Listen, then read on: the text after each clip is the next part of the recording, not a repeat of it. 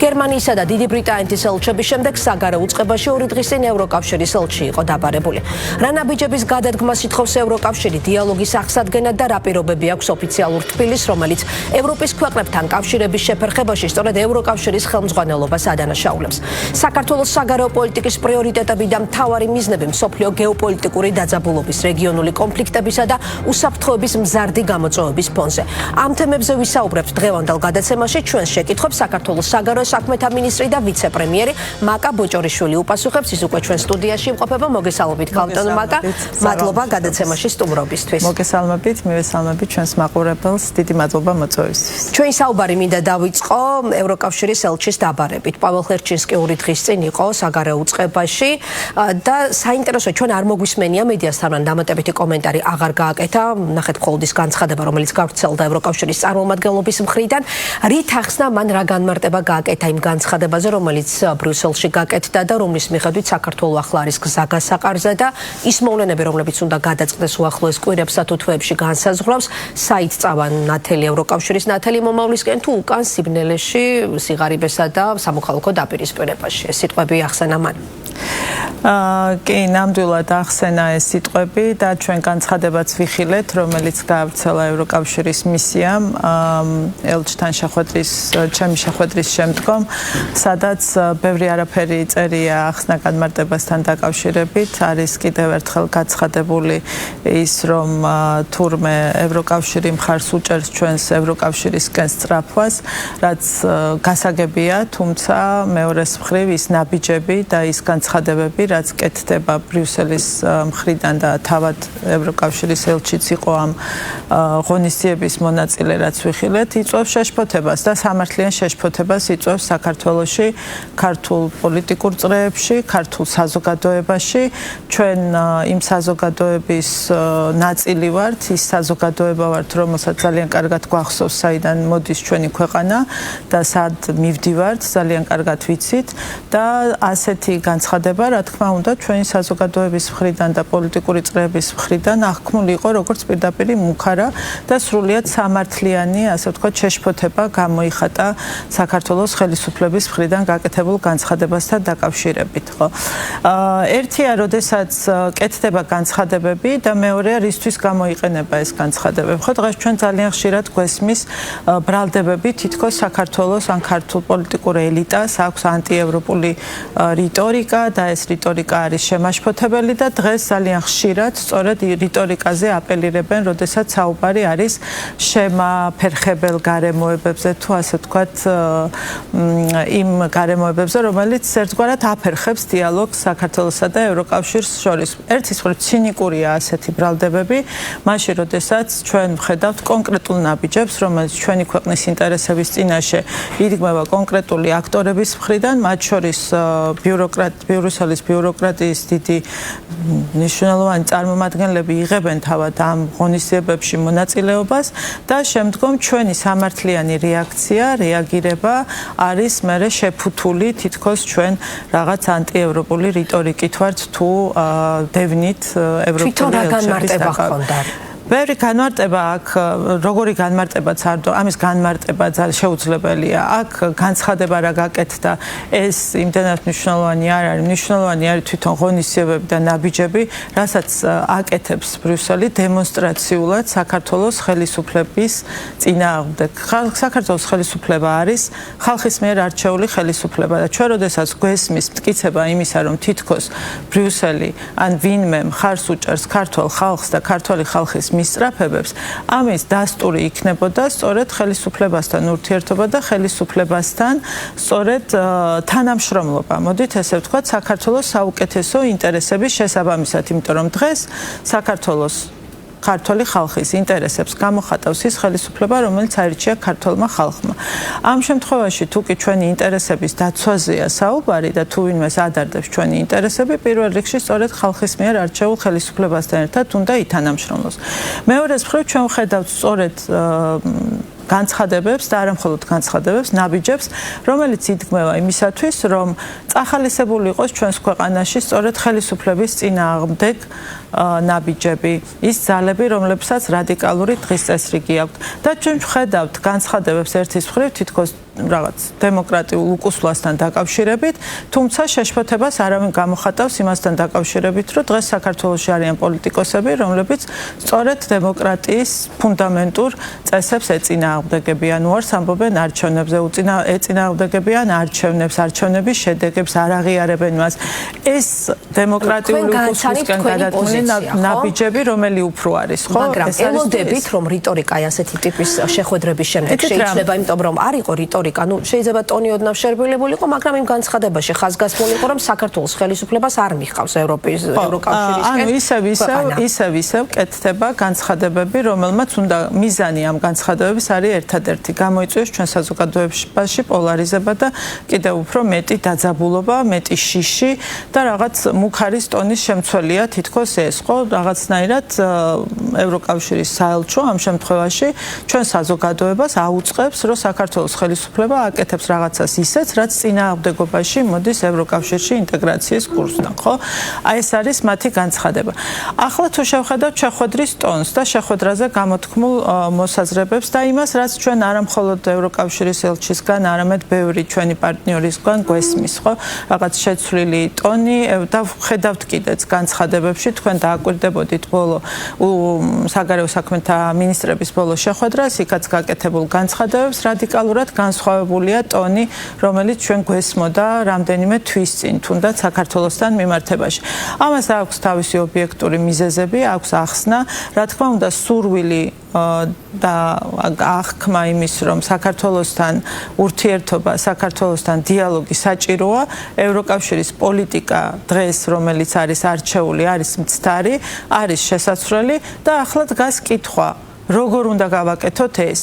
ვინ უნდა გააკეთოს ეს? ეს ტონი თქვენ ევროკავშირის ელჩთან შეხვედრის დროსაც ვთქვათ. რა თქმა უნდა, ჩვენ გქონდა საუბარი სურვილებზე, რა შეიძლება გაკეთდეს. ჩვენ ეს მოვისმინეთ კიდეც, ხო? კაია კალასმა რაღაც განცხადება გააკეთა, ასე ვთქვათ, განცხადება იმასთან დაკავშირებით, რომ რაღაც დიალოგი შეიძლება იყოს პრიორიტეტული საქართველოსთან ურთიერთობებში და ნახსენები იყო ადამიანის უფლებების დიალოგიც მათ შორის, რომელზედაც ჩვენ რამდენიმე თვის წინ გქონდა საუბარი და მუშაობა, რომ დიალოგი შემდგარიყო. აი, სანამ ნოემბრის დიახ, ამაზე აუცილებლად გითხავთ, მანამდე რომ დავაკონკრეტოთ, ხერჩინსკი იყო მოწვეული თუ დაბარებული საგარეო წყობაში, იმიტომ რომ სიტყვა მიწვევა ახსენა ევროკავშირის წარმომადგენლობამ. ხა ეს არის ფორმა, რომელსაც გინდათ დაბარება უწოდეთ, გინდათ მოწვევა, ფორმა არის ერთი, ჩვენ ვთხოვთ ელჩს, რომ მობრძანდეს საგარეო საქმეთა სამინისტროში, ეს არის დიპლომატიური მექანიზმი, რომელსაც ვიყენებთ, როდესაც კონკრეტული პოზიცია გვაქვს რომელიმე ელჩისთვის გასაცნობი. ხა ამას როგორი ტემპერატურაც უნდათ ისეთი შესწინონ, მაგრამ დიპლომატიური მექანიზმი არის ერთი. იწვევ ელჩს, რომელიც მოდის, გინდათ დაბარება დავარქვას, მათ იბარებ ელჩს საგარეო საქმეთა სამინისტროში და აცნობს შენი ქვეყნის პოზიციას და ეს არის ის დიპლომატიური მექანიზმი, რომელიც ჩვენ გაგვაჩნია, რომელსაც ხშირად ვიყენებთ და ზოგადად აღსანიშნავია, რომ არიან ელჩები საქართველოში, რომლებიც თავისით ყოველდღიურ რეჟიმში თანამშრომლობენ საქართველოს ხელისუფლებასთან და ხშირად სტუმრობენ საგარეო საქმეთა სამინისტროს და ინტენსიურ კომუნიკაციაში არიან და არიან ელჩები, უნდა ვთქვათ, ზოგიერთი ევროპული ქვეყნიდან მათ შორის, რომელთაც დაავიწყდათ სად არის საგარეო საქმეთა სამინისტრო და არც თუ ისე ხშირად სტუმრობენ მას და რა თქმა უნდა, როდესაც რაღაც პოზიცია გვაქვს გასაცნობი, უნდა გამოიყენოს დიპლომატიური მექანიზმი, რომელიც არსებობს და გინდათ დავარქვათ დაბარება, გინდათ მოწვევა, მაგრამ მექანიზმი არის ერთი და იგივე. და საინტერესო არის, აი გერმანიის და დიდი ბრიტანეთის ელჩებიც იყვნენ მანამდე დაბარებულები. ახლა დაიბარეთ უკვე ევროკავშირის ელჩი. აი რატომ თქვათ ვერ ხდება შემდგომ აი თქვენი პოზიციების ისტორიაში მათი დარწმუნება და რა არის ზოგადად ასეთი შეხვედრების მიზანი, იმიტომ რომ როგორც წესი რიტორიკა არ იცვლება ასეთი ელჩები გამოხატავენ, ხა ჩვენ ძალიან კარგად ვაცნობიერებთ, რას გამოხატავს ელჩი. ელჩი არ არის მაინც და მაინც დამოუკიდებლად მოქმედი ფიგურა, ელჩი ასრულებს ინსტრუქციას, ელჩი ასრულებს დავალებას, რა თქმა უნდა არის განსხვავებები თუ როგორ შეასრულებ დავალებას, რა ენთუზიაზმით, როგორი ცუდიც არ უნდა იყოს დავალება, რა თქმა უნდა შეიძლება სხვადასხვანაირად შესრულდეს, სხვადასხვა ფორმით შესრულდეს ერთი და იგივე დავალება. და ჩვენ ვხედავთ განსაკუთრებულად, ასე ვთქვათ, ენთუზიასტ ელჩებს, რომლებიც განსაკუთრებული, ასე ვთქვათ, ენთუზიაზმით ასრულებდნენ იმ დავალებებს, რომელსაც ალბათ იღებდნენ, თუმცა მათი დავალება, რომ ეს ურთიერთობები გაეფუჭებინათ საქართველოსთან, ფაქტია, რომ რაღაც დოზით შესრულდა იმ თვალსაზრისით, რომ დღეს ჩვენ საუბრობთ ჩამოთვლას ჩვენმა საზოგადოებამ ძალიან კარგად იცის, ხშირად საუბრობთ ამაზე, ხშირად ვხედავთ კონკრეტულ განცხადებას ან კონკრეტულ ქმედებას, რომელიმე ელჩისას და შემდგომ უკვე იმ სამართლიან რეაქციას, რომელიც მოყვება ხოლმე ქართული პოლიტიკოსების მხრიდან და ქართული საზოგადოების მხრიდანაც. ხო, ქართული პოლიტიკოსები გამოხატავენ საზოგადოების, საქართველოს ხელისუფლება გამოხატავს საზოგადოების ინტერესს და საზოგადოების აზრსაც, ხო? და ეს არის სწორედ ამის გამომხატველი. თუმცა მე საინტერესოა ეს ყველაფერი როგორ ტრიალდება და როგორ იფუთება და რისთვის არის საჭირო და დღეს უკვე კარგად ჩანს თუნდაც ამ ელჩების აქტივობების მიზანი რა იყო, რა არის და რა ემსახურება მათი, ასე ვთქვათ, ესეთი ენთუზიაზმით მათი დავალებების შესრულება, როდესაც ისინი განსაკუთრებულ აქტიურობას იჩენენ ხოლმე იყვნენ მონაწილეები ქართულ პოლიტიკაში. რაც შეეხება დიალოგს, თქვენ თავადაც თქვით, რომ აი ბოლო პერიოდში აი რაღაც გარკვეულწილად გზავნილები არის შეცვლილი და აი თქვა დიალოგის შესაძლებლობაზე კეთდება მინიშნებები. ისაუბრა თუ არა დიალოგის შესაძლებლობაზე პაվել ხერჩისკიმ 2 დღის წინ. და აი, როდესაც ჩვენ გვესმის, რომ აი თქვა უნდა გადაიხედოს კონკრეტული კანონები, ეს წერია ევროპარლამენტის რეზოლუციებში, ზეპირ განცხადებებშიც გვესმის მსგავსი მოთხოვნები. იყო კონკრეტული პირობები და მოთხოვნები მისი მხრიდან დასახელებული, რა შემთხვევაშიც ბრიუსელი მზად არის, რომ თბილისთან დიალოგი დაიწყოს. სწორედ ამაზე არის ახლა საუბარი, როდესაც ვამბობ, რომ გარკვეულწილად მიდგომები და სურვილები შეიძლება შეცვლილია ევროკავშირის ბიუროკრატიაში, აცნობიერებენ, რომ საქართველოსთან დიალოგი არის საჭირო, თუმცა არსებობს ალბათ აზრთა სხვადასხვაობა თუ როგორ უნდა მოხდეს ამ დიალოგის განახლება. ჩვენი პოზიცია არის ძალიან ცხადი. ჩვენ არ შეგვიჩერებია დიალოგი, ჩვენ არანაირი საფუძველი არ ჩაგვიყრია იმისთვის, რომ ეს გადაწყვეტილება ყოფილიყო ევროკავშირის მხრიდან მიღებული დიალოგის შეწყვეტასთან არანაირი მიზეზი არ მიგვიცია ამისთვის, არ გვითხოვს არასდროს უარი დიალოგზე, ეს არის ევროკავშირის გადაწყვეტილება. ხო, ეს იყო ის გადაწყვეტილება, რომელიც ერთის მხრივ უნდა ყოფილიყო გამოყენებული საქართველოს შიდა პოლიტიკის საკეთებლად და თავისი როლი ამ გადაწყვეტილებამ თავის დროზე შეასრულა. 28 ნოემბრის საპასუხოდ იყო ეს. არა, 28 ნოემბრის არა, ეს არის ტყუილი, ეს არის ტყუილი პროპაგანდა, მოდით ესე ვთქვათ, არავითარ შემთხვევაში ისტორიას ნუ გადავწერთ, ნუ შევცვლით, ყველაფერს აქვს თავისი თარიღები, შეგვიძლია ნახოთ, გადავხედოთ ცოტა წინ ისტორიას და ნახოთ ის თარიღები, როდის რა განცხადებები გაკეთდა.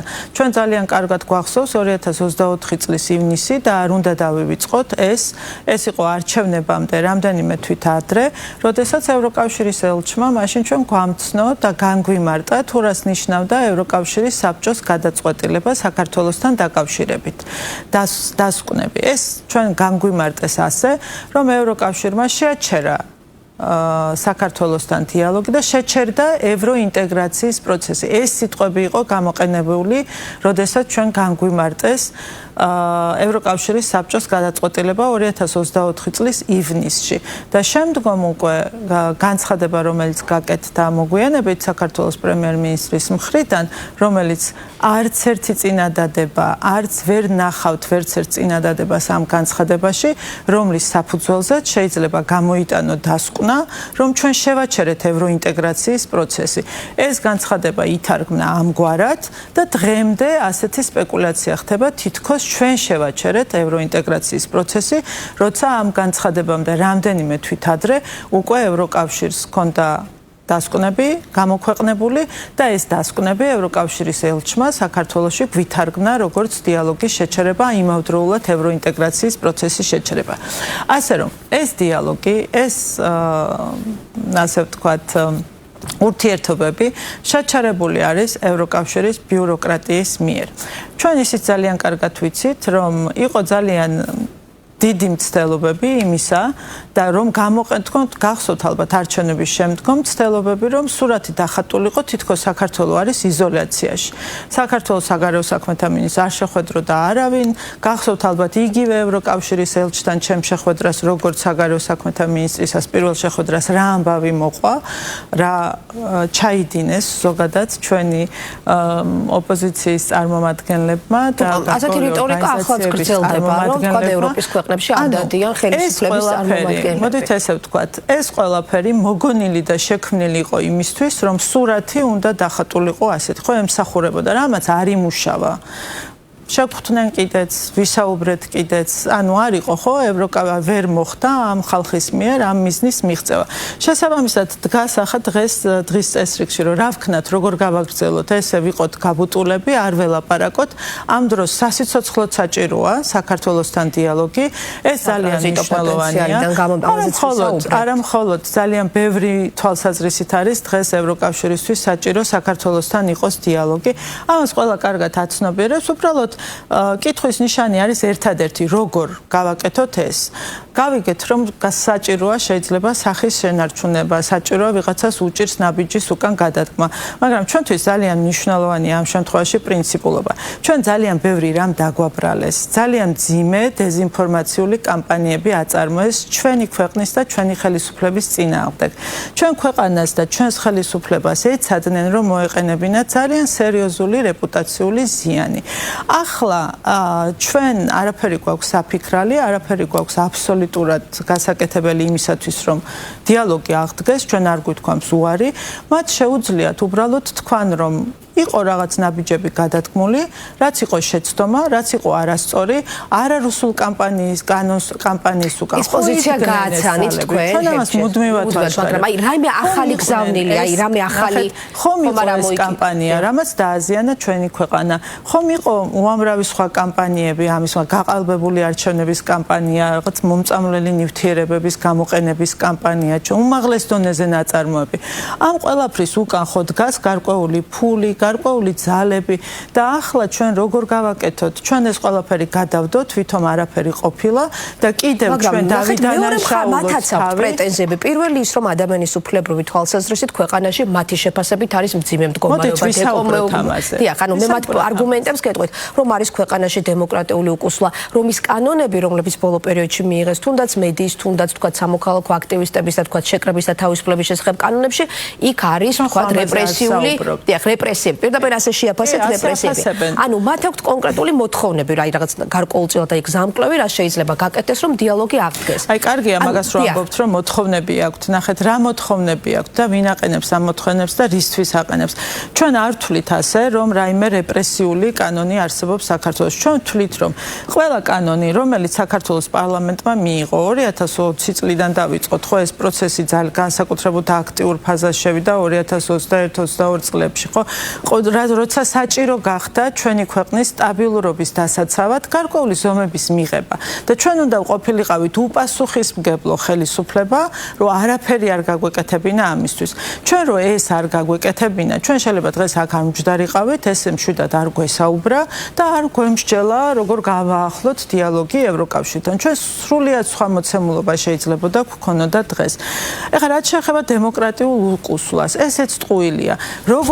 როგორ შეიძლება ხელისუფლებას, რომელიც პირიქით იცავს იმას, რომ დემოკრატიული წესები იყოს ქვეყანაში შენარჩუნებული, ჩატარდეს არჩევნები, ადამიანებს მიეცეთ შესაძლებლობა მივიდნენ არჩევნებზე, მისცენ ხმა და ადამიანებს, რომლებიც უარს ამბობენ არჩევნებზე და პარლამენტში შესვლაზე, იმას უჭერდე მხარს და იმას ეუბნებოდე, რომ შენ გამოხატავ საქართველოს ინტერესებს, შენ უნდა გელაპარაკო მე, შენ ხარ საქართველოს წარმომადგენელი. ანუ საერთოდ არ გქონდეს პრეტენზია ამ ადამიანებთან, რომ მათ რამე დაუშავეს ქართულ დემოკრატიას და პრეტენზია გქონდეს საქართველოს ხელისუფლებასთან, რომელმაც ყველაფერი გააკეთა იმისათვის, რომ ქვეყანაში სტაბილური განვითარების შესაძლებლობა შეენარჩუნებინა, ეს არის უბრალოდ უსამართლობა. ჩვენ არაფერს არ ვითხოვთ, დიალოგს არ ჭირდება წინაპირობები, ჩვენ ვითხოვთ ერთადერთ რაღაცას, იყოს მოპყრობა სამართლიანი. სამართლიანად შევაფასოთ ის, რაც საქართველოში ხდება და სამართლიანი შეფასებები მივცეთ. თქვენ დაგჩათ შთაბეჭდილება დაბეჭდილება, რომ 2 დღის წინანდელი შეხვედრის შემდეგ შეიძლება დიალოგის განახლების საკითხი გააქტიურდეს ევროკავშირის დღის დიდი ხანია მაქვს ეს ამისთვის არ იყო საჭირო მაინც და მაინც ეს შეხვედრა საკმაოდ დიდი ხანია იგრძნობა ეს სხვადასხვა ფორმატებში რომ ასეთ და სხვადასხვა ქვეყნების წარმომადგენლებთან საუბარში რომ ასეთი მცდელობები და სურვილები რა თქმა უნდა არის და ეს ალბათ გაგრძელდება კიდევ ერთხელ გავიმეორებ დარწმუნებული ვარ ამ გადაცემასაც უსმენენ და ამ გზავნილებსაც იღებენ ბრიუსელში მათ შორის საქართველოს არასდროს უთქვამს უარი დიალოგზე და საქართველოს არანაირი წინაპირობები არ ჭირდება იმისთვის რომ ესაუბროს ევროკავშირს ჩვენ საუბარს არ ჭირდება წინაპირობები ჩვენ გასაგებია რომ ურთიერთობებში არის გარკვეული როდესაც ჩვენ საუბრობთ ევროკავშირში გაწევრიანებაზე უზარმაზარი პროცესია ძალიან გრძელი პროცესია იქ ძალიან ბევრი რამ შეიძლება დადგეს მაგრამ ამას ჭირდება მოლაპარაკებები ხო ასე ქვია მოლაპარაკებები უნდა დაიწყოს ამასთან დაკავშირებით თუ მოლაპარაკებებიც არ უნდა დაიწყოს მოდით მაშინ ნუ მოვატყუებთ ჩვენ საზოგადოებას თუ ეს არის ის პროცესი სადაც მე უნდა დამიდონ წინაპირობები და წინაპირობები უნდა მივიღო ან არ უნდა მივიღო და აქ წყდება ჩემი ევროკავშირში გაწევრიანება მაშინ მოდით ამ ქვეყანაში ცხოვრობს ძალიან ბევრი ადამიანი რომელსაც აქვს ძალიან კარგად განსჯის უნარი დავდოთ ეს წინაპირობები მაშინ იყოს სამართლიანი ევროკავშირი და ნუ საუბრობთ და ნუ манипуляციას ნუ ვაკეთებთ ხო დავდოთ ეს წინაპირობები და ქართული საზოგადოება ძალიან კარგად დაინახავს რა არის თქვათ ეს წინაპირობები და მიიღებს შესაბამის კონკრეტული მოთხოვნები იყო ხერჩესკის მხრიდან დასახელებული ორშაბათს არა ჩვენ ასეთი მოთხოვნები ახლა არ მოგვისმენია დიალოგთან დაკავშირებით რა თქმა უნდა მაგრამ კიდევ ერთხელ ჩვენი მხრიდან ყოველთვის არის ღიაობა და თუ კი იქნება ევროკავშირის მხრიდან სურვილი იმისა რომ განახლდეს ჩვენ შორის ის დიალოგი რომელიც მათ შორის გათვალისწინებულია ასოცირების შესახებ შეთანხმებით და რომელიც სხვათა შორის ირღვევა მაშინ როდესაც არ ატარებენ ისინი შეხვედრებს საქართველოსთან განახლდეს ეს და აღადგინონ ისევ და ისევ დაუბრუნდნენ ასოცირების შეთანხმების ხო მაგრამ ამ პროცესით თანხმ ზიანდება ევროინტეგრაციის პერსპექტივა იმიტომ რომ თქვათ იმ გაწევრიანებას სჭირდება კონკრეტული დავალებების იგივე ასოცირების დღის წესრიგით გათვალისწინებული პირობების დაკმაყოფილება ეს დიალოგი შეჩერებული აი მაგალითად თუ ნოემბერში თქვენ ნოემბერი ახსენეთ ნოემბერში იყო დაგეგმილი ადამიანის უფლებების საკითხზე შეხვედრა და შემდეგ ვიცით რომ ქართული დელეგაციის ერთ-ერთი წევრის გამო ჩაიშალა ეს შეხვედრა თუ შეიძლება რომ განახლდეს ამ შეხვედრის განახლების საკითხი არის საქართველოს დელეგაციის ერთ-ერთი წევრის გამო არ ჩაშლილა ეს შეხვედრა ბრიუსელმა ასეთი განმარტება გაკეთა ძალიან სამწუხაროა და კიდევ ერთხელ მოდით თქვა ეს ინიციატივა ადამიანის უფლებების შესახებ დიალოგი იყო ჩვენი აზრით ის რაც ევროკავშირს მიცემდა შესაძლებლობას გვესაუბრა მათთვის იმ საკითხებზე რომელსაც ძალიან რომელზეც ხშირად აპელირებენ და სვამენ როგორც ასე ვთქვათ მათთვის შემაშფოთებელს ასე ვთქვათ და ქონოდა დიალოგი ამ თემაზე და ჩვენ რა თქმა უნდა სრული მზაობა გამოვაცხადეთ ყველა იმ ადამიანს მიიღო მონაწილეობა ვისაც ნებისმიერ უწყების მიმართულებით შესაძლოა რამე კითხვაზე პასუხი გაეცა ევროკავშირის მხარისთვის თუ კი მათ ეს ეკნებოდა და რა თქმა უნდა საქართველოს კეთილსინდისიერად შეადგინა დელეგაცია და წარუდგინა დელეგაცია ბოლო წუთს მოხდა ევროკავშირის მხრიდან იმ გადაწყვეტილების მიღება რა გადაწყვეტილება ჩვენ ნახეთ რის გამოც შესაძლებელი გახდა დიალოგის ჩატარება ახლა ჩვენ იმაზე ვისაუბრეთ ჩვენ ელჩთანაც ვისაუბრეთ ამ თემაზე რომ თუ კი დიალოგი ჩატარდება ჩვენ გავაკეთეთ ამასთან დაკავშირებით განცხადება ძალიან მკვეთრი პოზიცია დავაფიქსირეთ სამწუხარო იყო ჩვენთვის რომ ეს მცდელობა გამოიყენა ბრიუსელმა ისევ და ისევ ინსტრუმენტად და ისევ შემოატრიალა ურთიერთობების არათუ გასაუმჯობესებლად არამედ დასაზიანებლად ამიტომ ახლა ცალკეულ დიალოგებზე საუბარი არის ჩვენთვის დამაზიანებელი და ვფიქრობთ რომ არ არის ამის ინდობა რომ ის ისევ და ისევ არ იქნება ბრიუსელიდან ჩვენ რა თქმა უნდა ველოდებით იმას რომ დიალოგის ის ფორმები რომელიც არსებობს საქართველოსა და ევროკავშირის შორის აღდგება სრულად და საქართველოს და ევროკავშირი გააგრძელებენ მუშაობას იმ ფორმატებში რა ფორმატებიც იყო გათვალისწინებული ასოცირების შეთანხმებით იქნება ეს ადამიანის უფლებებზე დიალოგი უსაფრთხოების საკითხებზე დიალოგი დაკავშირებადობის საკითხებზე და ბევრი სხვა ტრანსპორტის საკითხებზე გაქვთ ასეთი მოლოდინი რომ ამ წელს ნახოთ ეს ყველაფერი არ არის ჩვენზე დამოკიდებული კიდევ ერთხელ გავიმეორებ ეს არ არის ჩვენი შეჩერებული ეს არის აბსოლუტურად ბრიუსელის მხარეს და როგორც კი ბრიუსელი გადაწყვეტს ჩვენ მაშინ მზად ვართ რომ ჩავერთოთ იმ დიალოგში რა ფორმის დიალოგი დიალოგსაც შემოგვიყვება. რაც შეეხება აი განწყობებს, პარლამენტის თავმჯდომარე თურქეთში როდესაც იმყოფებოდა ასეთი ტიპის განცხადება გააკეთა, რომ ბრიუსელი ევროკავშირის ხელმძღვანელობა აფერხებს საქართველოს და ევროკავშირის წევრი ქვეყნების კავშირებსა და ურთიერთობებს. ანუ რის საფუძველზე კეთდება ასეთი განცხადებები? ანუ აქვთ გამოთქვამენ ევროპელი პარტნიორები, ევროპელი კოლეგები, თქვა თქვენთან შეხვედრისას, რომ მათ სურთ ურთიერთობების ნორმალიზება საქართველოსთან, რომელი ქვეყნები? კი, ნახეთ, ეს ძალიან სწორი განცხადება იყო და სწორი შეფასება იყო, რაც ხდება ბოლო წელიწად ნახევარია, შეიძლება ითქვას, საქართველოს ევროკავშირის ურთიერთობებში, რომ ბრიუსელის, მოდით ასე ვთქვათ, რაც გავლენას ახდენს მერე უკვე ორმხრივ ურთიერთობებზე, იმიტომ რომ პირდაპირი მითითებები ვიცით, რომ არსებობდა პირდაპირ კაია კალასის მიერ, რომ კონკრეტული ქვეყნის წარმომადგენლები არ შეხვედროდნენ ქართველ კოლეგებს. და ამით შეეფერხებულიყო, რა თქმა უნდა, ორმხრივი ურთიერთობებიც, იმიტომ რომ ეს არ არის მხოლოდ საქართველოსა და ბრიუსელს შორის ურთიერთობა, ხო, არის ორმხრივი ურთიერთობები ჩვენს ქვეყანასა და ევროკავშირის წევრ ქვეყნებს შორის და ეს მცდელობები იყო. ჩვენ ხა რა თქმა უნდა, სხვადასხვა ფორმები არსებობს თანამშრომლობის, როცა ამის საჭიროება არის, მაგრამ ამის საჭიროება არის, საჭიროება აქვს ევროპულ მხარესაც და რა თქმა უნდა ახლა ეს ტენდენცია შეცვლილია? ეს ტენდენცია სრულად რა თქმა უნდა არ სრულდებოდა არც იმ დროს, როდესაც ესეთი ინტენსიური ინსტრუქცია არსებობდა კონკრეტული პირების მიერ, თუმცა გარკვეული ცვლილებები ახლა შერბილებული ალბათ არის. შეიძლება ველოდოთ თქვენს ვიზიტებს თქვათ ევროპის ქვეყნებში? როცა საჭირო არის ეს ურთიერთობა, ხო ახლა როცა საჭირო იქნება, რა თქმა უნდა ეს მეორე საკითხია ორმხრივ ურთიერთობებს როცა დაჭირდება, რა თქმა უნდა. უნგრეთი იყო ევროინტეგრაციის გზაზე ერთ-ერთი ყველაზე აქტიური და უპირობო მხარდაჭერი საქართველოსი, მაგრამ ვიცით, რომ უნგრეთში მოხდა პოლიტიკური ცვლილებები, დამარცხდა ორბანი, შემდეგ ოპოზიციის ლიდერმა გაიმარჯვა და უკვე გაკეთდა წინა კვირას, როდესაც ბრიუსელში გაიმართა ევროკავშირის საგარეო საქმეთა მინისტრების შეხვედრა, იქ იყო უკვე პირდაპირ კალასისგან მინიშნება, რომ როდესაც ახალი მთავრობებიც მოუსხდებიან მოლაპარაკებათა მაგიდას, ისევ განახლდება საქართველოს საკითხი და ნუ სანქციებზეც იყო საკითხი და ზოგიერთმა მინისტრმა პირდაპირ თქვა, რომ დაგვიანებულიც არის უკვე სანქცირება საქართველოსი. ანუ ელოდებით, რომ თუ მანამდე ორბანი იყო გარკვეულწილად შემაკავებელი, შემაფერხებელი ფაქტორი საქართველოს მაღალჩინოსნების მიმართ პერსონალური სანქციების დაწესების თვალსაზრისით, ახლა უკვე ეს ბარიერი უნგრეთის ახალი პრემიერის პირობებში მოიხსნება?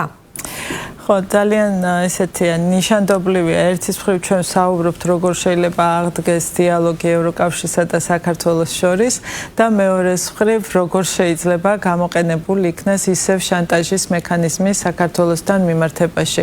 ნიშანდობლივია ეს კითხვაც და ზუსტად ასახავს იმ ფორმას ურთიერთობებისას, რაც დღეს არსებობს საქართველოსსა და ბრიუსელს შორის.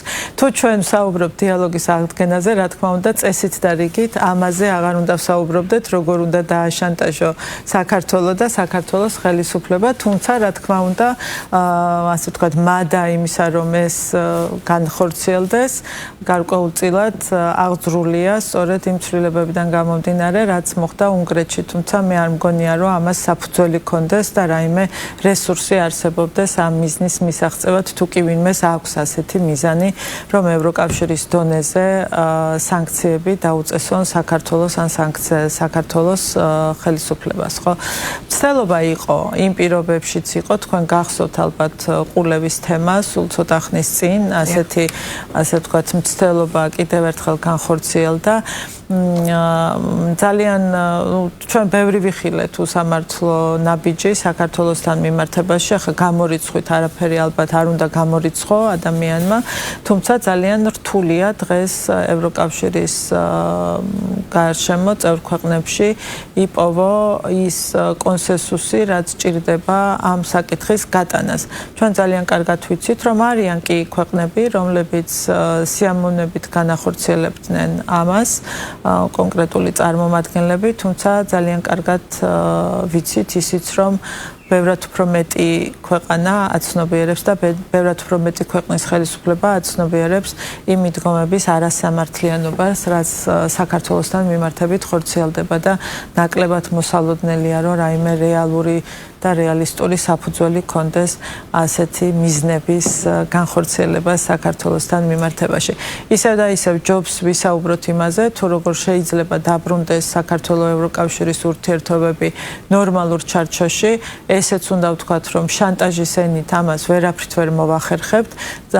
ისევ და ისევ აგერ ევროკავშირის მისიის განცხადება მიდევს ევროკავშირის საკუთარი ოჯახის წევრობას არავის აიძულებსო და ხა ესეთი მუქარებით საუბარი ცოტა სხვა რეალობას ხატავს და ცოტა სხვა აღქმას ტოვებს ჩვენს საზოგადოებაში და ჩვენს პოლიტიკურ წრეებში და თუ ძალადობაზე არ ვსაუბრობთ და ნებაყოფლობით ურთიერთობაზე ვსაუბრობთ, აქ არაფერი არ გვაქვს დასაძალებელი, ნებაყოფლობით შეგვიძლია დავსხდეთ და ვისაუბროთ იმაზე, თუ რა ჭირდება ჩვენს ურთიერთობებს. დიახ, აი თქვენ როდესაც ახსენეთ, რომ თავად ევროკავშირსაც ძალიან სჭირდება საქართველოსთან ურთიერთობის აღდგენა. ნუ ვიცით ჩვენ, რომ ბოლო პერიოდში, თქვა დაძაბულების მსოფლიო გეოპოლიტიკური დაძაბულობის ფონზე, იგივე რეგიონული კონფლიქტების და ბოლოს უკვე ახლო აღმოსავლეთში მიმდინარე მოვლენების ფონზე შეიქმნა გლობალური ეკონომიკური პრობლემები, მწვავე ენერგეტიკული კრიზისი, მათ შორის ამ კრიზისის წინაშე დადგნენ ევროკავშირის ქვეყნებიც და ვიცით, რომ ბოლო პერიოდში გააქტიურებულია ევროკავშირის დღის წესრიგში ალტერნატიული სავაჭრო დერეფნების საკითხი და მათ შორის სამხრეთ კავკასიაზე გამავალი. თუმცა საქართველოს ხსენებას აი ამ ალტერნატიული სავაჭრო დერეფნებზე საუბრის დროს ერიდებიან ევროკავშირის ლიდერები. თქვენ იყავით წინა კვირას საბერძნეთში, ქალაქ დელფოში, სადაც მიმდინარეობდა ეკონომიკური უსაფრთხოების ფორუმი და ის საინტერესო რა გზავნილებით არიან, ანუ იკითხება თქვა და ის გზავნილები, რომ საქართველოსთან, აი საქართველოს სატრანზიტო პოტენციალს, მეტყვი შუა დერეფანში საქართველოს როლი არის განსაკუთრებული. აი მათი მხრიდან რა ინტერესი იკვეთება საქართველოსთან დაკავშირებით ევროპელი პარტნიორების მხრიდან? აბსოლუტურად დაგეთანხმებით ამ შეფასებაში, რომ დაკავშირებადობაზე ბევრს მსჯელობენ და ბევრი მსჯელობა მიდის ბრიუსელში, ევროკავშირში, სხვადასხვა ფორმატებში, თუმცა საჯაროდ დაგეთანხმებით მაგაშიც საქართველოს ხსენებას ერიდებიან. რაც ერთგვარად არასერიოზულ სურათს ქმნის ევროკავშირისას და არასერიოზულ მდგომარეობაში აყენებს მათ, ვინც ამაზე საუბრობს და საქართველოს ხსენებას ერიდება, ხო? მარტივი საკითხია, უბრალოდ რუკას უნდა შეხედო და დაინახო თუ როგორია დაკავშირებადობის გზა, როდესაც ევროკავშირი ფიქრობს დაკავშირებადობაზე. ეხლა ეს ძალიან კარგად აისახება ხოლმე დოკუმენტებში, როცა რაღაც ასე ვთქვათ დასკვნებს წერენ თუ დოკუმენტებს ამზადებენ ბრიუსელში, იქ ყოველთვის ჩანს თუ როგორია ეს გზა. საჯარო კომუნიკაციაში კონკრეტული პირები, კონკრეტული აქტორები ამას შეგნებულად აკეთებენ იმისთვის, რომ შემდგომ აქ ალბათ რაღაც პოლიტიკური დღის წესრიგი შეიქმნა, როგორ გაქრა საქართველოს ევროკავშირისთვის რუკიდან, მაგრამ ვერ გაქრება საქართველოს რუკიდან, ნამდვილად არ გამქრალა აქ ვართ და იმ უმნიშვნელოვანესი ფუნქციით და როლით, რომელიც დღეს სასიცოცხლოდ მნიშვნელოვანია ევროპისთვის, როდესაც საუბარი არის დაკავშირებადობაზე. ევროკავშირმა ბევრი შეიძლება დააგვიანა ამ პროცესში, ძალიან ბევრი რამ შეიძლებოდა უფრო ადრე გაკეთებულიყო, უფრო ადრე ყოფილიყო მსჯელობა, თუნდაც შავ ზღვაზე დაკავშირებადობაზე. ჩვენ ამაზე 10 წლის წინ საუბრობდით ბრიუსელში და ვესაუბრებოდით ჩვენს კოლეგებს, თუმცა დღეს ფაქტია, რომ ეს უკვე ისეთი ცხადი საჭიროებაა, რომ ვერაული გვერდს, როგორც არ უნდა ეცადო, ამას გვერდს ვერაული და ვერაული გვერდს ვერც საქართველოს, როდესაც დაკავშირებადობაზე საუბრობ. ამას ყველა ძალიან კარგად აცნობიერებს, თუმცა ამის საჯაროდ ასე ვთქვათ გაცხადებას მაინც ერიდებიან. ახლა ჩვენ საქმეს ვაკეთებთ, ჩვენი როლი და ფუნქცია ძალიან კარგად ვიცით და ქვეყანა, რომელიც პირიქით ხელგაწვდილია თანამშრომლობაზე და ხელგაწვდილია იმისათვის, რომ შევქმნათ ჩვენი ქვეყნისთვის შესაძლებლობები ამ სიტუაციაში, ბუნებრივია, ხა ერთ მხარეს არის ევროპა, ევროკავშირი, მეორე მხარეს არიან აზიის ქვეყნები, შუაში ვართ ჩვენ და გვაქვს ასევე ვალდებულება ორივე მხარეს და შესაძლებლობა ორივე მხარეს განავითაროთ თანამშრომლობები და რა თქმა უნდა თანამშრომლობას ცალმხრივად ვერ განავითარებთ. და აი ეს ფაქტორი, აი როდესაც თქვა იგივე შავი ზღვის წყალქვეშა კაბელი აქტიურდება, ევროკავშირმა მიენიჭა განსაკუთრებული სტატუსი ცოტა ხნის წინ, იგივე რომ საქართველოს გავლით უნდა მიეწოდა თქვა განახლებადი ენერგია ევროპის ქვეყნებს, იგივე შუა დერეფანი. აი ეს საქართველოს გაზრდილი სატრანზიტო პოტენციალი, როგორ შეიძლება აისახოს საქართველოს ევროკავშირის მომავალ ურთიერთობაზე? შეიძლება თუ არა რომ სწორედ ეს ფაქტორი გახდეს გარკვეულწილად იმ დაძაბულობის განმუხტვის მიზეზი, რომელიც არის ბოლო წლებში ბრიუსელსა და თბილისში. ეს ეხლა ხო არ გაჩნდა საქართველოს რუკაზე და ხო, მაგრამ ახლა ახლოაღოსალში მიმდინარე მოვლენებმა კიდევ უფრო ზუსტად ამაზე საუბრობ. კი, ეხლა უკვე ისე ჩანს ეს ყველაფერი, რომ გვერდს ვეღარ აული და ვერაფერს ვეღარ გააკეთებ, რომ საქართველოს გვერდი აუვარო და ამ გარდაუვალ საჭიროებას უკვე ბევრი აცნობიერებს და კი შეიძლება ამასაც დავაბრალოთ, რომ დღეს უკვე სასიცოცხლოს მნიშვნელოვანია და ბევრი აცნობიერებს, რომ საქართველოს მაგიდასთან არ ყოფნა უფრო სასაცილო მდგომარეობაში აყენებს ევროკავშირს, როდესაც დაკავშირებადობაზე საუბრობენ, ვიდრე საქართველოს, ხო? ისინი მსჯელობენ დაკავშირებადობაზე და მთავარი ქვეყანა ამ ხაზში არ არის მიწვეული, რომელი უფრო სასაცილოა, ხა მსჯელობდე დაკავშირებადობაზე და არ ყავდეს ის ქვეყანა, რომლის გავლითაც უნდა დაუკავშირდე სხვა დანარჩენს, ხო? თუმცა ნუ ახლა ესეც გარკვეულწილად აჩენს, რამდენად სერიოზული ხარ ამ საკითხების მიმართ, რამდენად სერიოზულად ფიქრობ, სწორედ დაკავშირებადობაზეც და ესეც ალბათ ის კითხვებია, რომელიც თავად ევროკავშირის შიგნით უნდა დასვან. არის კი აკეთებს კი დღევანდელი ბრიუსელი ყველაფერს იმისათვის, რომ ევროკავშირის მომავალი უზრუნველყოს და ევროკავშირის მომავალი დღეს აქ გადის გარკვეულწილად. და რა თქმა უნდა, სასიცოცხლოდ მნიშვნელოვანია სწორედ ჩვენს ქვეყნებთან ურთიერთობები და სამხრეთ კავკასიის ქვეყნებთან დიალოგი. თუმცა ევროკავშირის გარდა ისეთი მწვავე და კრიტიკული გზავნილები მოდის სხვა საერთაშორისო ორგანიზაციებიდანაც და აუცილებლად უნდა კითხოთ ეუთოს მოსკოვის მექანიზმზე, იმიტომ რომ 24 ქვეყნის მოთხოვნით პირველად ამოქმედდა ეს მექანიზმი საქართველოს მიმართ. იყო ძალიან მძიმე შინაარსის დასკვნა, რომელიც შემდგომ მოამზადა ფაქტების დამდგენმა მისიამ და ჩვენ ვიცით საგარეო უწყების პასუხი აი ამ მძიმე შინაარსის დასკვნაზე. იქაც იყო საუბარი ევროკავშირის მსგავსად დემოკრატიულ უკუსლაზე, კონკრეტულ კანონებზე, რომელთა გადახედვასაც ითხოვენ, მაგრამ იყო კიდევ ერთი მნიშვნელოვანი ჩანაწერი, რომ ისინი რეკომენდაციას გასცემენ, რომ შესაძლოა ადამიანის უფლებრივი მდგომარეობა, რომელიც ახლა არის საქართველოში, განიხილონ, თქვათ, ჰააგის სისხლის სამართლის საერთაშორისო სასამართლოში. ანუ რამდენად უშვებთ იმის ალბათობას, რომ შესაძლოა ამ დასკვნას მოხდეს გაგრძელება სწორედ და საერთაშორისო მექანიზმები უკვე ამოქმედდეს ამ დასკვნის საფუძველზე. ამ თემაზე მე ჯერ კიდევ ეუთოს მინისტერიალზე მქონდა საუბარი, როდესაც მივიღე მონაწილეობა დეკემბერში. ჩვენ ყოველდღიურად ხედავთ თუ როგორ ხდება საერთაშორისო ორგანიზაციების გამოყენება კონკრეტული ძალების პოლიტიკური ინტერესებისთვის. სხვა შორის ამაზე ამერიკის შეერთებული შტატების ადმინისტრაციაც საუბრობდა ცოტა ხნის წინ. როგორ მოხდა ევროსაბჭოს გამოყენება ევროსაბჭოს საპარლამენტო ასამბლეაში, იცით როგორც განვითარდა მოვლენები.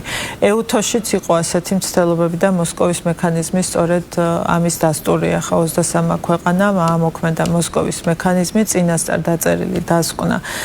სრულიად ფარსი იყო, ხო, ეს ექსპერტის ვიზიტი, უმაღლესი დონის შეხვედრები, რომელშიც ჩვენც მივყევით, ხო, და ყველანაირი შეხვედრა უზრუნველყავით, რაც კი მათი მხრიდან იყო მოთხოვილი. თუმცა კარგად ვაცნობიერებდით იმასაც, რომ ამას მინიმალური გავლენა ექნებოდა წინასწარ მომზადებულ ეგრეთ წოდებულ ანგარიშზე, რომელსაც წარუდგენდნენ ეუთოს, ხო.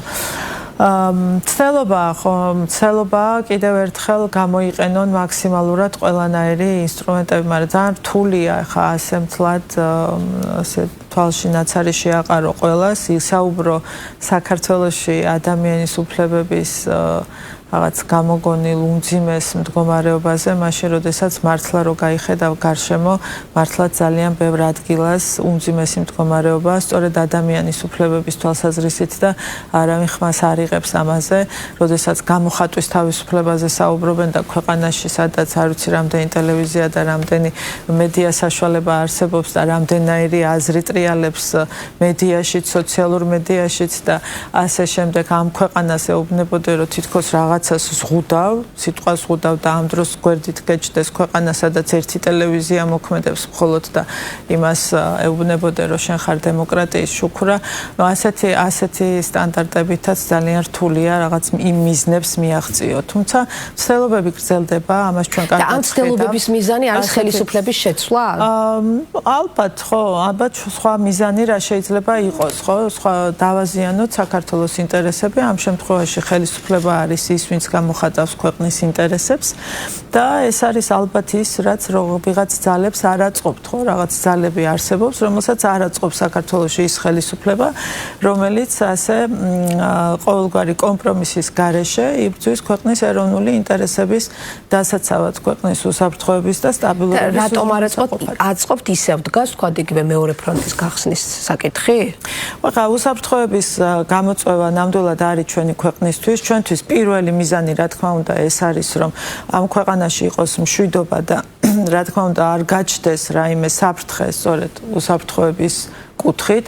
ჩვენ ამ სერიოზული საფრთხის წინაშე ვიდექით, ეს არ არის გამოგონილი, ჩვენ ამას უყურებდით ყოველდღიურად თვალებში. ხო, ხედავდით რა განცხადებები კეთდებოდა, რა ნაბიჯები იდგმებოდა, რა მოქმედებებს ჰქონდა საქართველოსთან მიმართებაში ადგილი და ეს ზუსტად ემთხვევა იმ პერიოდს, როდესაც რუსეთის აგრესია დაიწყო უკრაინაში, ხო, 2022 წლიდან განსაკუთრებით მწვავე, ასე ვთქვათ, ეტაპზე გადავიდა ეს მცდელობები საქართველოსთან მიმართებაში. ჩვენ სხვა ახსნა არ გვაქვს თუ არა ის ინტერესი, რომ საქართველო ყოფილიყო სწორედ კიდევ ერთი ადგილი, სადაც შეიძლებოდა ყოფილიყო ცხელი წერტილი. და ეს ინტერესი ახლაც შენარჩუნებული არის? ყოველთვის უნდა ვიყოთ ფრთხილად და არც ახლა გამქრალი, არც ახლა გვაქვს ჩვენს რეგიონში მშვიდობა, არც ახლა არის ისეთი მდგომარეობა, რომ შეგვიძლია მშვიდად ვისაუბროთ განვითარების, ასე ვთქვათ, ურთიერთობების განვითარებაზე. ჩვენ ვხედავთ, რომ ისევ და ისევ მიდის კონფლიქტი როგორც უკრაინაში, ასევე ახლო აღმოსავლეთში ვხედავთ რა ხდება. შესაბამისად, ყოველთვის არის გარკვეული ძალების ინტერესები და ჩვენ უნდა ვიყოთ ფრთხილად. ჩვენ ძალიან ფრთხილად უნდა ვიყოთ, ძალიან ფრთხილი პოლიტიკის წარმოება გვევალება დღეს, იმიტომ რომ სასწორის ერთ მხარეს დგას ძალიან მნიშვნელოვანი რამ, ჩვენი ქვეყნის მომავალი, ჩვენი ქვეყნის უსაფრთხოება და რა თქმა უნდა, ეს ყოველთვის უნდა ვეცადოთ, რომ მინიმუმამდე იყოს საფრთხეები. და სანამ ამერიკაზე გადავალთ, აუცილებლად უნდა გითხოთ, აი რადგან EUTHOS მოსკოვის მექანიზმი ვახსენე, ამ კონტექსტში ვიცით, რომ საქართველოს უკვე გაცხადებული აქვს 2027 წლიდან სურს EUTHOS თავმჯდომარეობა. რამდენად აქვს პერსპექტივა ამ მიმართულებით ქვეყანას, რამდენად გაქვს სწორედ აი ასეთი კრიტიკული გზავნილების და დასკვნების ფონზე, ვთქვათ, საკმარისი მხარდაჭერის მოპოვების იმედი? ხო, EUTHO კონსენსუსური ორგანიზაცია, კონსენსუსია საჭირო იმისათვის, რომ რაიმე გადაწყვეტილება იყოს მიღებული, მათ შორის მომავალი თავმჯდომარეობის შესახებ, EUTHO-ს ყველა წევრი მონაწილე სახელმწიფო უნდა დაეთანხმოს საქართველოს კანდიდატურას. ამ ეტაპზე ჯერჯერობით ასეა საქმე, რომ არ გვსმენია არავისგან მკვეთრად გამოხატული უარყოფითი პოზიცია, რაც გარკვეულ იმედებს ჩვენ გვაძლევს, მაგრამ რა თქმა უნდა სამუშაოა აქ ძალიან ბევრ ქვეყანასთან, ძალიან ბევრი ქვეყნის ინტერესია გასათვალისწინებელი, საკმაოდ ამბიციური განაცხადია საქართველოსთვის, უნდა ვთქვათ, იმიტომ რომ არასდროს არც ერთი ქვეყანა სამხრეთ კავკასიიდან არ ყოფილა ამ პოზიციაზე და ნახოთ, ყველაფერი წინ არის, ჯერ დეკემბრამდე დროა და იმედი მაქვს, რომ გარკვეული მხარდაჭერა ექნება საქართველოს ისეთი. კონსულტაციები დაწყებულია. რა თქმა უნდა. რაც შეეხება კიდევ ძალიან მნიშვნელოვან თემას, ამერიკასთან ურთიერთობის გადატვირთვის მოლოდინს. ეს მოლოდინი შემცირებულია, გაზრდილია, აი რა ეტაპზე არის, იმიტომ რომ ვიცით, რომ ტრამპის ადმინისტრაციის შემდეგ მუდმივად კეთდება განცხადებები მის შესახებ, რომ საქართველოს ხელისუფლება ელოდება ურთიერთობის გადატვირთვას და სტრატეგიული პარტნიორობის აღდგენას. თქვენ 16 თებერვალს გააკეთეთ ასეთი განცხადება, რომ აი ამერიკის სახელმწიფო მდივნის განცხადებაზე დაყრდნობით, რომ თქვათ სახელმწიფო დეპარტამენტში იყო მაიკლ რუბიო, თქვენ გთქვით, რომ მაიკლ რუბიომ განაცხადა, რომ სახელმწიფო დეპარტამენტში უკვე იყო საუბარი და იგეგმება გარკვეული ნაბიჯების გადადგმა საქართველოსთან დაკავშირებით. რა ნაბიჯები იგულისხმება, ანუ რა შეიძლება? დიახ, ნამდვილად სწორად აღნიშნეთ ეს მომენტი, როდესაც პირველად, ასე ვთქვათ, ამერიკული მხრიდან გაჟღერდა, რომ საქართველო, ასე ვთქვათ, დაბრუნდა ამერიკის შეერთებული შტატების ადმინისტრაციის დღის წესრიგში. ჩვენ მას შემდგომ უკვე კონკრეტული ნაბიჯებიც ვიხილეთ, შედგა არაერთი კონსულტაცია, მათ შორის შედგა ზარი პრემიერ-მინისტრთან და იყო საუბარი და ვიზიტები როგორც ვაშინგტონში, ასევე თბილისში სახელმწიფო დეპარტამენტის მხრიდან აპრილში, ველოდებით მაისში ასევე შემდგომ ნაბიჯებს და კონსულტაციების გაგრძელებას. Რა თქმა უნდა, ეს ერთგვარად შეიძლება ჩავთვალოთ პირველი ეტაპია კონსულტაციების და პირველი, ასე ვთქვათ, შეხვედრები ასეთი ფორმის ტრამპის ადმინისტრაციის პირობებში სახელმწიფო დეპარტამენტთან და რა თქმა უნდა, ბევრი რამ არის დამოკიდებული თუ როგორ განვითარდება მოვლენები, თუ როგორი იქნება ამ კონსულტაციების შედეგები. ამ ეტაპზე შეგვიძლია ვთქვათ, რომ ის კომუნიკაციები, ის ასე ვთქვათ, შეხვედრები, რაც ამ დრომდე იყო ამერიკის შეერთებული შტატების მხარესთან, შეგვიძლია შევაფასოთ პოზიტიურად და შედეგიანად, ვინაიდან სწორედ ამის გამოძახილია და გაგრძელება უკვე დაგეგმილი ვიზიტები, აპრილში თავიდან გააკეთეს იგივე ლევან მახაშვილს ჰქონდა განცხადება, რომ აპრილში გეგმებოდა სასიამოვნო და საინტერესო სიახლეები საქართველოს მოქალაქეებისთვის. დღეს უკვე პრემიერმა თქვა, რომ მაისში იგეგმება მაისის ბოლომდე იქნება კონკრეტული შედეგები. რას უნდა ველოდოთ მაისში? აპრილშიც იყო სახელმწიფო დეპარტამენტის წარმომადგენლის ვიზიტი საქართველოში. ჩვენ მქონდა კონსულტაციები, მეც მქონდა შეხვედრა მასთან, არა მხოლოდ მე, ბევრი შეხვედრა განხორციელდა საქართველოს ხელისუფლების სხვადასხვა წარმომადგენლებთან. ამ ვიზიტის შედეგი იყო სწორედ ზარი სატელეფონო საუბარი საქართველოს პრემიერ-მინისტრსა და სახელმწიფო მდივანს შორის და უკვე გაგრძელება. ეს არის მუშაობა და ის პროგრესი, რაც გვაქვს ამერიკის შეერთებულ შტატებთან ურთიერთობებში. კიდევ ერთხელ ჩვენც არაერთხელ აგვიღვნიშნავს და აღნიშნა ასევე სახელმწიფო მდივანმა ჩვენთან საუბარში, რომ ის მემკვიდრეობა, რომელიც ტრამპის ადმინისტრაციას დახვდა საქართველოსთან ურთიერთობაში არ არის მარტივი და არ იყო მარტივი ამ ნაბიჯების გადადგმა, რომ თუნდაც აქამდე მივსულიყავით, რომ ერთმანეთთან დაგვეწყო საუბარი და მოხარული ვართ, რომ ეს შედგა და შესაძლებელი გახდა, რომ ერთგვარად დავბრუნდეთ მაგიდასთან და გავაგრძელოთ საუბარი საქართველო-ამერიკის შეერთებული შტატების ურთიერთობებზე, რაც ძალიან მნიშვნელოვანია და საწყის ეტაპზე, რა თქმა უნდა, ეს ძალიან მნიშვნელოვანი პროცესი იყო თებერვლიდან დღემდე.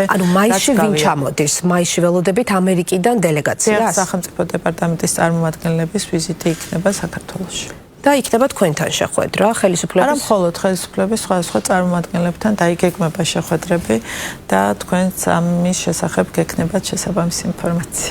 რაც შეეხება ზარს, რომელს მიმართაც ასევე განსაკუთრებული ინტერესი იყო, რა საკენტრო ჩვენ ნახეთ ორივე მხრიდან, თქვა ესეთი წერილობითი განცხადებები, მაგრამ დღეს პარლამენტის თავმჯდომარემ თქვა, რომ იქ ორივე მხარემ, როგორც მარკო რუბიომ, ასევე საქართველოს პრემიერმა გამოთქვეს სურვილი ურთიერთობის გადატვირთვის. აი რა გზავნილი იყო რუბიოს მხრიდან ამ სატელეფონო საუბრისას გაჟღერებული, რისი თქმა შეგიძლიათ ეთერში?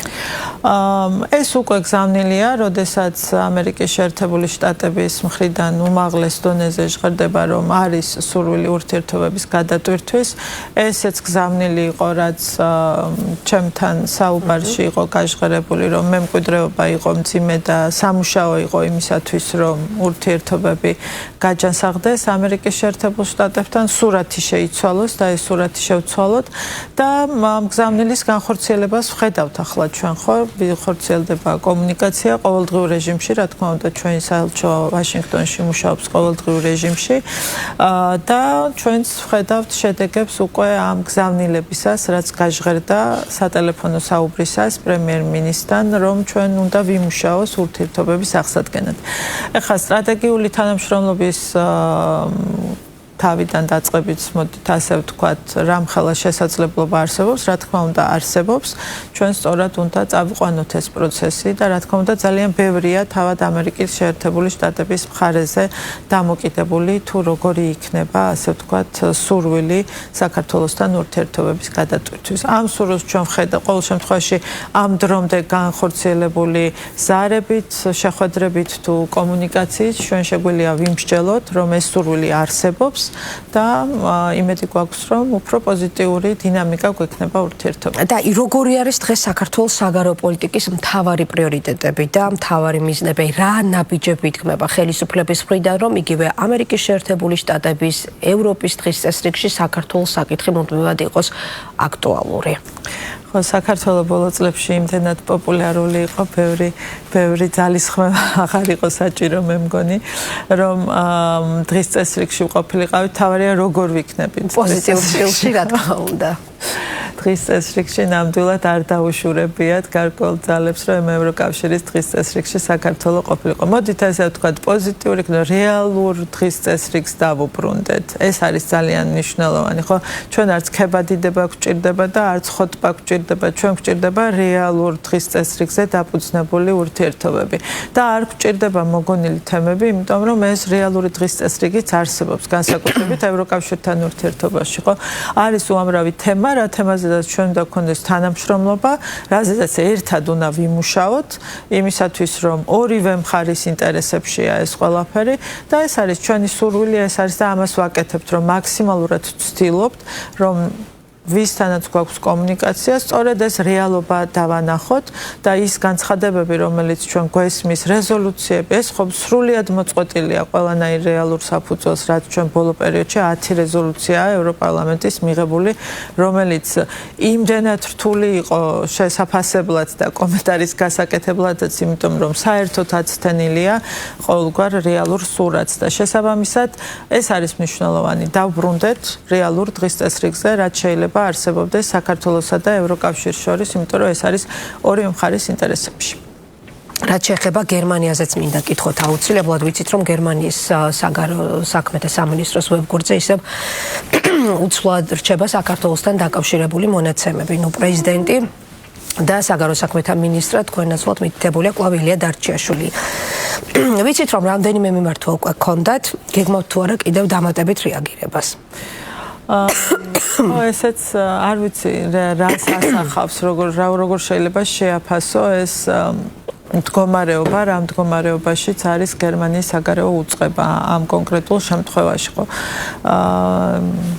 არ ვიცი რა რესურსი არ ყოფნით იმისათვის, რომ ინფორმაცია სწორად განათავსონ და მე ამ ყველაფრის მერე, როდესაც ჩვენ ვისმენთ ლექციებს დეზინფორმაციაზე, ინფორმაციის მანიპულაციაზე, არასწორი ინფორმაციის გავრცელებაზე, უბრალოდ სასაცილოა მე ეს ყველაფერი, იმიტომ რომ გერმანიის საგარეო უწყების ვებგვერდზე ვერ ხერხდება ამ დრომდე განთავსებული ინფორმაციის სისტორეში მოყვანა და გასწორება.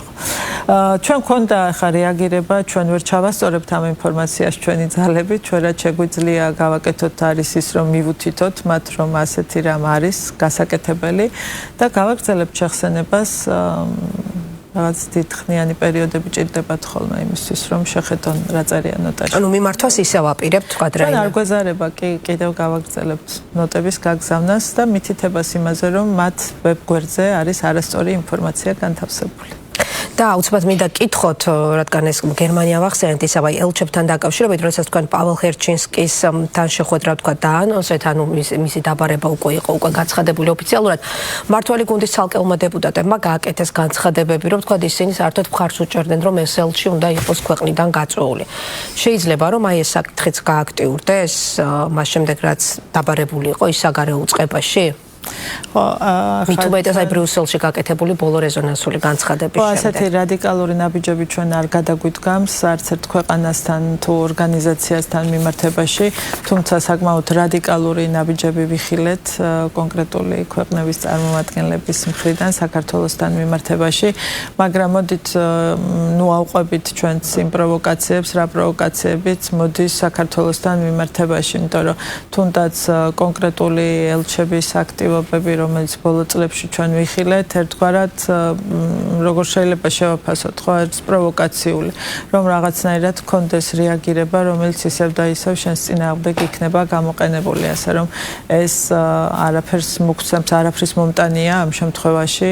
კიდევ ერთხელ ელჩი ასრულებს დავალებას, ხა როგორ ასრულებს და რა ენთუზიაზმით სხვა საკითხია, მაგრამ მაინც ნუ აღვიქვამთ მათ როგორც ცალკეულ მოთამაშეს, რომელიც სრულიად დამოუკიდებლად და სრულიად თავისი, ასე ვთქვათ, ინტერესებით მოქმედებს. რა თქმა უნდა, მათ უკან დგას გარკვეული ძალები და რა თქმა უნდა, აქ არის სწორედ პრეტენზიები გასაგზავნი და იქ არის გასარკვევი თუ რა ინტერესებს, რას ემსახურება ეს ყველაფერი და რატომ ესეთი დამოკიდებულება. შესაბამისად, ჩვენ რა თქმა უნდა გავაგრძელებთ იმ ინსტრუმენტების გამოყენებას, რაც არის ჩვენს ხელში, ჩვენი პოზიციების გასაჟღერებლად, ჩვენი წუხილების დასაფიქსირებლად და ამგვარად გამოვხატავთ სწორედ ჩვენ პოზიციას, რაც არის სამართლიანი. მიუხედავად იმისა, რომ ხშირად ვხედავთ ცდელობას, რომ ეს ჩვენი სამართლიანი რეაქციები შეიფუთოს როგორც თავდასხმები, მაგრამ ვერაფრით ვერ გავიზიარებთ ამ შეფასებას, არავინ არავის არ ესხმის თავს. ჩვენ ვიცავთ მხოლოდ და მხოლოდ ჩვენი ქვეყნის ინტერესებს და ვიცავთ არასამართლიანი მიდგომებისგან ჩვენ ქვეყანას. და ბოლოს თქვენ რამდენიმე დღის წინ ვიცე-პრემიერის სტატუსის მოგენიჭათ.